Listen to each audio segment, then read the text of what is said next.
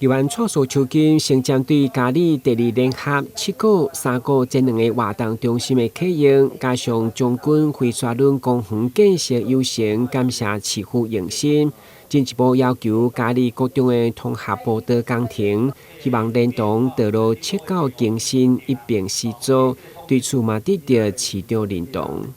第113年，本社就提案一個伊個道路側溝的樹木串根的這個經費，加進也都無看進度，所以希望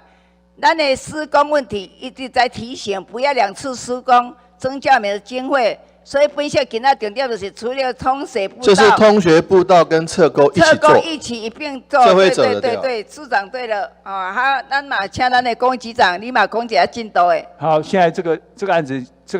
5月初吼，今年5月初內政部核定啊，按攏總340萬啊，一做的提議方向，我們會來整併來試做。